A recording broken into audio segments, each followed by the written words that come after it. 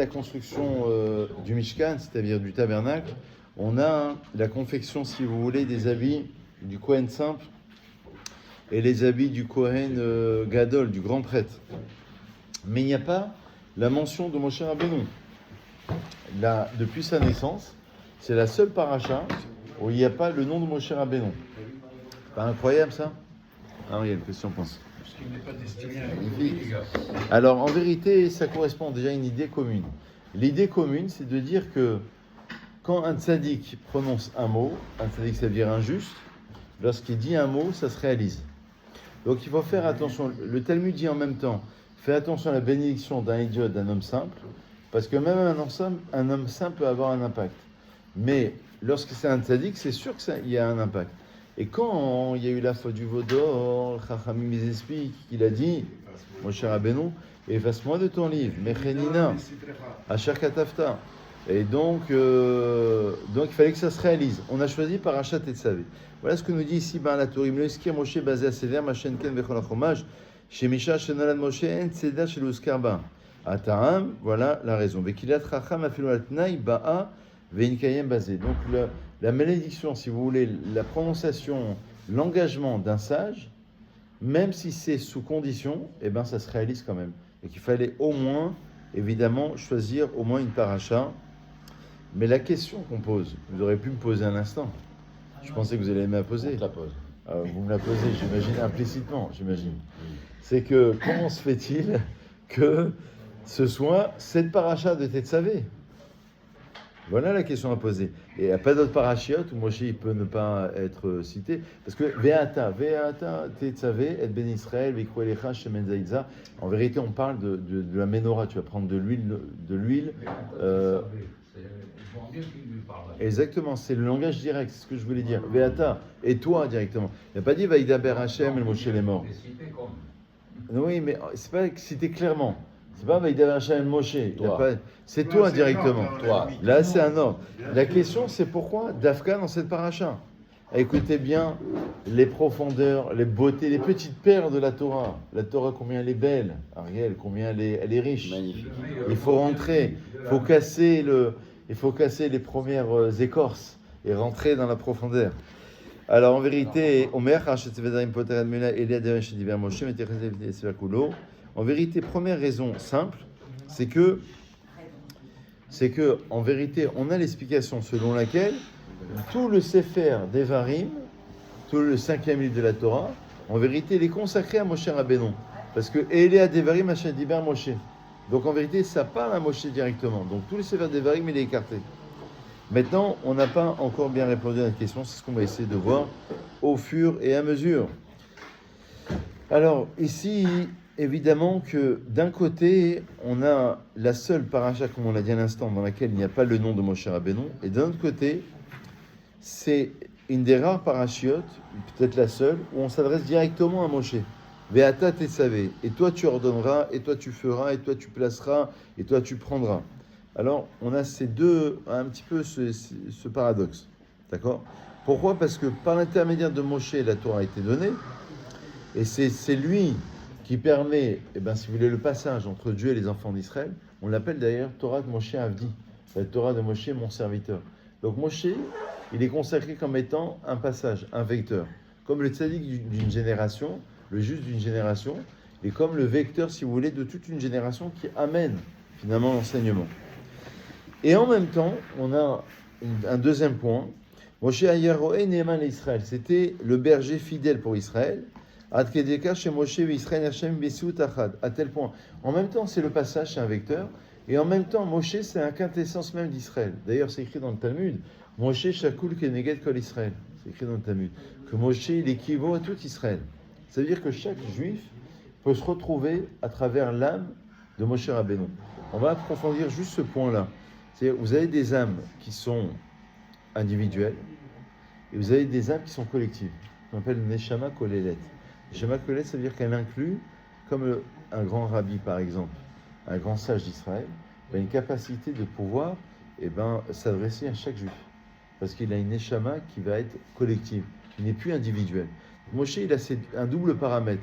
Il a un paramètre, si vous voulez, d'un vecteur, d'un passage, où il s'adresse aux enfants d'Israël, il amène une Torah aux enfants d'Israël, il s'adresse à eux, et en même temps, il a une autre dimension particulière, où il a une capacité de pouvoir s'adresser à tous. Donc il a une Neshama Kolelet. Voilà les deux pôles de Moshe Rabbeinu. Donc, qu'est-ce qu'on apprend, nous, de cela? Tout ça, c'est bien bon, mais par rapport à nous, le but de l'enseignement, c'est de nous parler à nous, de notre quotidien. Misa decha ben Israël amudim l'izvat Torah ve'em reui mefol ha'onesh. Velo misa d'achenu on mettez d'achayou shel Moshe qui roe neeman lechol adam Israël. D'un côté, les ben Israël, ils ont fait la faute du veau d'or. Or, la faute du veau d'or, c'est comme une nouvelle transgression, dit le Ramchal, de la faute d'Adam Arishon. Il faut comprendre pourquoi, mais en tous les cas, il explique comme ça. Et donc, c'est comme si qu'on avait de nouveau fauté. Et on s'était séparés, on devait recevoir la Torah, et une séparation avec le Créateur. Donc, d'un côté, les bénis Israël méritent la faute, et d'un autre côté, Moshe Rabbeinu fait tout pour ne pas qu'ils soient punis. Parce que lui, il les protège. Il leur dit, il dit à Dieu, soit tu leur pardonnes, soit tu m'effaces de ton livre. Donc, quelque part, il a une double responsabilité. En même temps, normalement, il faut les punir, et en même temps, d'un autre côté, il est là pour faire l'interface entre Dieu et les enfants d'Israël. On a plus que cela, c'est que dans le livre de Kabbalah de Mystique Juif, il est indiqué que sur nos épaules, l'épaule droite et l'épaule gauche, on porte 2 péchés jusqu'à la fin des temps, jusqu'à l'époque du Mashiach. Ce sont lesquels? Lionel, tu sais, c'est lesquels? On porte 2 péchés. On porte la faute de la vente de Yosef, et on porte la faute du veau d'or. Sur nos 2 épaules. Quand Esther, elle a dit dans la Megillah, la date mazé vers mazé, je ne sais pas est-ce qu'ils ont été punis sur ceci ou sur cela.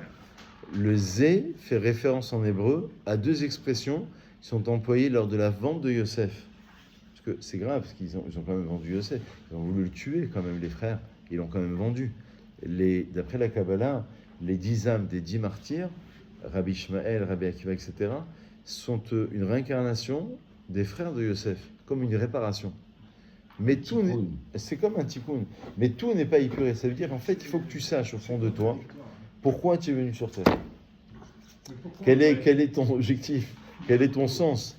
Quelle est ta réalisation? Il faut que tu saches profondément. Donc, il faut que tu fasses une étude, une introspection. C'est ça, l'introspection. C'est des grands mots qu'on emploie. Une introspection, c'est quoi? C'est de savoir nos qualités, nos défauts, notre rôle et nos responsabilités. Quelle est ma responsabilité sur Terre? Qu'est-ce que je peux faire? Qu'est-ce que je dois amener? Qu'est-ce que je peux changer?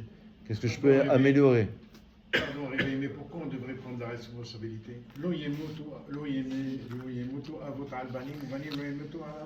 une bonne question, mais ça veut dire que l'Israël a rêvé Zélazé, on est tous responsables, garants les uns des autres. Donc on forme une forme de responsabilité commune. On ne va pas payer pour les erreurs de nos parents. Et tu payes quand même. Ish bereto yumatou. Tu culpabilises à côté de ça, on culpabilise, alors ça ne va pas. Il y a quelque chose qui ne va pas dans... Ah, mais moi je suis d'accord avec toi. C'est quoi? Non, c'est pas comprendre. C'est pas fait pour que tu comprennes, c'est la Torah. Non, ça veut dire qu'au niveau génétique, au niveau spirituel, au niveau spirituel ou génétique, en vérité, on a un programme. Maintenant, le libre arbitre, c'est de savoir, est-ce que je réalise ce programme? Est-ce que je prends cette chance avec moi? Vous savez, c'est comme dans les couples, avec les enfants, avec nos parents, avec nous-mêmes. Parfois, on est en décalage. Les gens ne sont pas heureux. Pourquoi? Parce qu'ils sont en décalage avec eux-mêmes. Tout simplement ça. Ils ne sont pas heureux parce qu'en vérité, ils ne se réalisent pas. Or, s'ils ne se réalisent pas, c'est qu'au fond d'eux-mêmes, ils savent qu'ils c'est ça, Makirat, mais qu'on reconnaît sa place. Ils ne sont pas dans la bonne réalisation. Et le programme, on ne le connaît pas au départ. Non. C'est tout long. On a réalisé un programme. Moi, j'ai réalisé un programme dans lequel je me suis pleinement réalisé. Mais je n'ai pas fait exprès. Dans ma profession, dans ma famille, tout ça. Après, dans la religion, peut-être pas trop, mais bon, on le fait aussi. Mais mon programme, je ne le savais pas au départ. Et la deuxième question, c'était... Non, mais alors, la première, déjà, c'est-à-dire que la vie nous permet de revenir à notre réalisation. C'est-à-dire la vie, les rencontres, les épreuves, les expériences, la vie, avec un grand V, nous permet d'aller à la rencontre de soi-même. C'est-à-dire, normalement, les rencontres que l'on fait, ces rencontres ont un sens. L'histoire a un sens. Et d'ailleurs, c'est relié à Purim. Ça veut dire que si l'histoire a un sens, ça veut dire que je dois comprendre ce pourquoi je suis venu. Et je vous dis, les gens qui ne sont pas heureux, c'est les gens qui sont en décalage avec eux-mêmes ou avec la société. C'est à partir du moment où ils ne sont pas réalisés. Quelqu'un qui est épanoui, qui est équilibré, quelqu'un qui a trouvé son sens dans la vie. Oui, mais ce moment-là, on va le comprendre peut-être tardivement. Laurent, après avoir fait. C'est pas grave. C'est pas grave. C'est pas grave. Rabbi Akiva, il apprend la Torah après 40 ans. C'est pas grave. Il ne connaissait pas l'alphabet. Et donc, il était descendant converti. Descendant converti. Mais il apprend son programme. On a beaucoup de maîtres comme ça qui ont appris extrêmement tard. Il y a des gens dans le Talmud, dans Avodah Zarah, par exemple, c'est marqué qu'il y a un maître, il y a quelqu'un qui a fait Teshuvah. C'est un exemple terrible, si je peux vous le raconter. Vous ne vexez pas sur un exemple un peu terrible. Il y a eu quelqu'un qui allait voir des prostituées. C'est écrit dans le Talmud, page 17 dans Avodah Zarah. Et c'est écrit précisément qu'il allait voir toutes les prostituées du monde. Et il parcourait, Rabbi Elazar ben Dourdaya, on l'appelait. Un show. Et le Ben Ishraï, il disait, le Ben Ishraï il disait que c'est comme la lie du vin, d'accord? C'est Dourdaya. Et arrivé devant cette prostituée qui était recherchée, qui était vraiment voluptueuse, si je peux m'exprimer ainsi, qui était vraiment... Et ben, elle lui a dit, tu vois, il avait quand même des titites, elle lui a dit, tu vois, tu n'es même pas capable, il s'est passé quelque chose, et tu n'es même pas capable de te retenir. Et là, il prend conscience, il implore les montagnes, il implore le ciel, les fleuves, les océans, il n'est pas répondu. Et c'est elle qui lui dit. Et la Gemara dit dans Avodah Zarah, et c'est elle qui lui provoque cela. Et la Gemara dans Avodah Zarah, elle dit quelque chose de terrible. Elle dit qu'il a compris, en d'avoir talouille et l'habit. La Gemara dit dans ces termes. Donc je comprends que parce que des fois on va chercher dans l'extériorité, dans la beauté du monde. On va dire peut-être que les montagnes, les océans, l'autre va pouvoir me solutionner à moi. Et il dit non, en d'avoir talouille et l'habit, ça veut dire la chose ne dépend que de moi. Donc il s'est recroquevillé comme à l'état fœtal, c'est-à-dire dans un état de fœtus, ça veut dire qu'il a mis sa tête entre les genoux et il a commencé à pleurer, il est mort. On l'appelait Rabbi. Et on dit, mais le Maral de Prague pose la question, il dit, mais c'était pas un Rabbi. C'était pas un Rabbi, puisqu'il a fait toute sa vie, il a fait des fautes. Bon, il a fait de choix. Alors c'est marqué là-bas, la Gemara conclut, Mezouman ou le Chayav Lamava. D'ailleurs, j'ai vu dans un texte du Gaon de Vina qui dit que quand il est Mezouman, il est préposé, ça veut dire Bélodine, ça veut dire qu'il a plus de justice. Ça, Mezouman. Bon, en tous les cas, Bekitsour, il est arrivé à la fin de sa vie, il a été accepté au monde futur. On dit, mais Rabbi, c'est pas un Rabbi. Qu'est-ce qu'il connaissait? Peut-être qu'il ne connaissait pas la Torah. Bon, il a fait de choix, c'est grandiose. Il a changé sa vie à la fin. On peut changer sa vie. Ce que je voulais dire par là, Gérard, c'est qu'on peut changer sa vie même en un instant avant de mourir. C'est-à-dire que l'agonisant, avant qu'il agonise, s'il est encore conscient, ça nous est arrivé de le faire, eh ben, on va le voir, on lui fait faire tes choix parce qu'il peut peut-être s'amender. Et le Maral de Prague, il dit quelque chose de grandiose. Si vous êtes venu pour ça, que pour ça aujourd'hui, Dai Dayeno, Dai Dayeno, Dai Dayeno, Dayeno, Dayeno. Cela nous aurait suffi, comme dans Pessah. Cela nous aurait suffi. Il dit, il nous a montré la voie. Il a été rabbi dans la Teshuvah. C'est le rabbi de la Teshuvah. C'est pas le rabbi de l'enseignement, Ariel. C'est pas le rabbi de l'érudition, peut-être, je sais pas. Peut-être qu'il connaissait pas tous ces textes. Il n'a pas appris, il n'a pas fait la yeshiva, il n'a pas fait, il ne sait pas.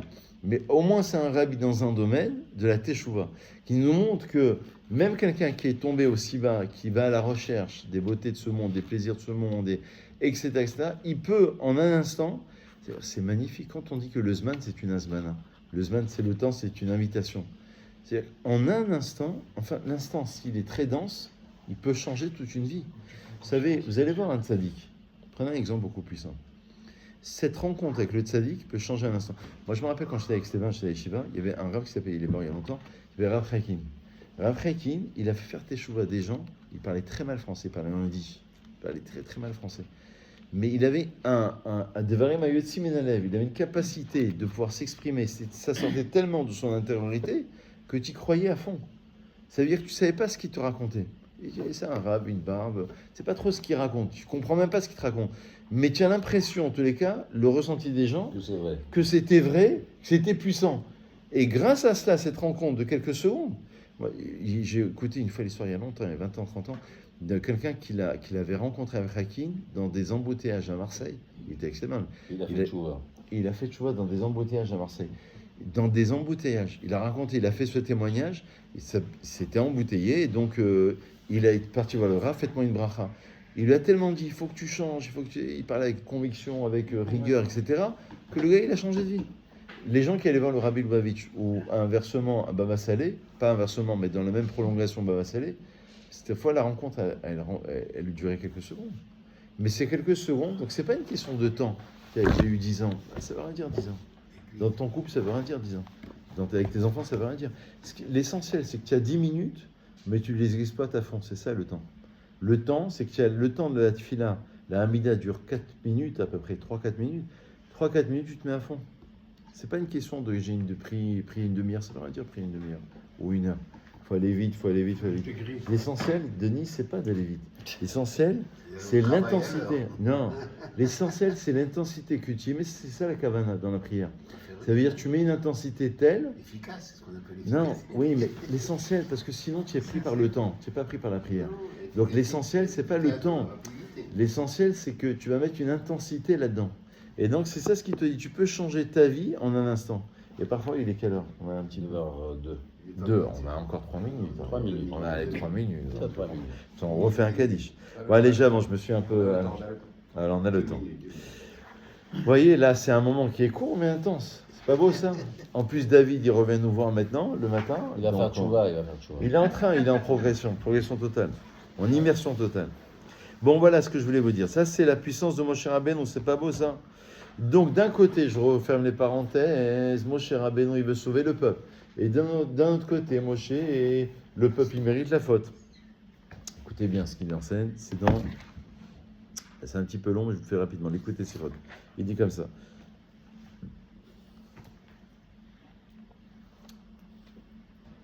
Donc, on a un lien, et en même temps, il a été entaché.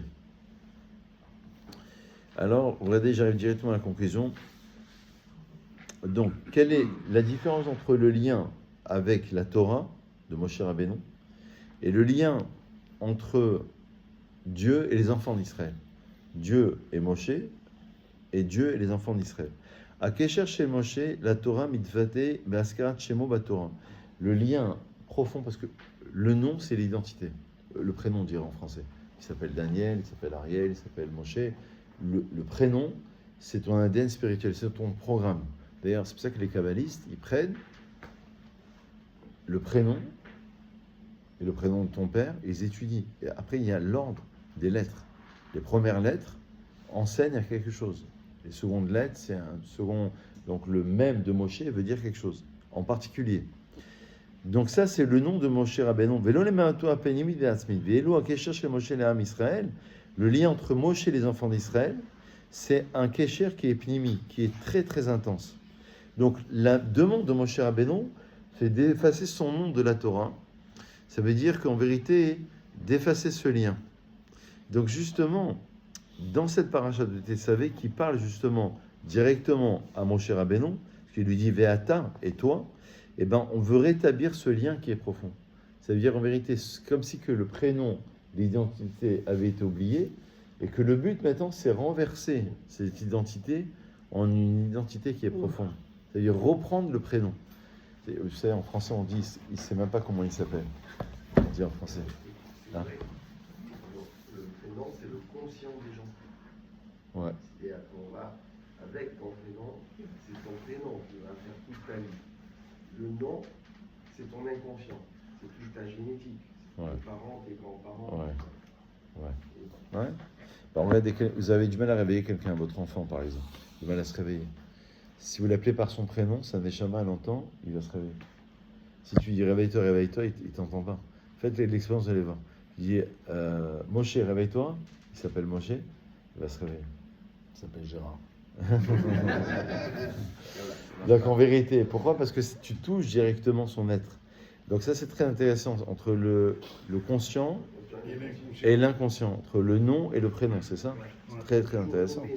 Nommer la personne de son prénom. Si je m'appelle Gérard, il va m'appeler Jay. Non, je l'appelle Gérard. Je l'appelle Gérard. Tout va bien, Jay. Donc en vérité, regardez, juste conclure sur ça, on va vraiment conclure. Mais Or et Naïm, il enseigne que c'est pour ça, évidemment, vous avez compris que cette semaine, c'est le 7 Adar. Nous sommes le 5 aujourd'hui, donc ça sera mardi. Et c'est le souvenir de Moshe Rabbeinu. C'est pour ça que ça tombe toujours le 7 Adar en rapprochement avec la paracha de Tetzavé, parce que c'est le jour de ce qu'on appelle la Istalkut. C'est-à-dire le jour d'un départ d'un tzaddik est encore plus fort que son vivant. C'est marqué dans le Talmud, tzadikim bemitatan nikraim chaim. Les justes de leur mort sont appelés vivants. Et les rechaim de leur vivant sont appelés morts. Le rachat, même s'il est vivant, il est là. Il n'intéresse personne. Il n'y a pas de profondeur, il n'y a pas de... Un tzaddik qui laisse une trace, et surtout le jour de sa disparition. Et ben, pour un décès, évidemment, le jour de la disparition d'une personne proche, ça porte plus qu'un autre jour. C'est-à-dire qu'il se passe quelque chose au niveau de sa neshama, et on peut carrément réclamer, demander, et faire en sorte que nos prières soient agréées par Hachem. Voilà une petite réflexion. On va faire un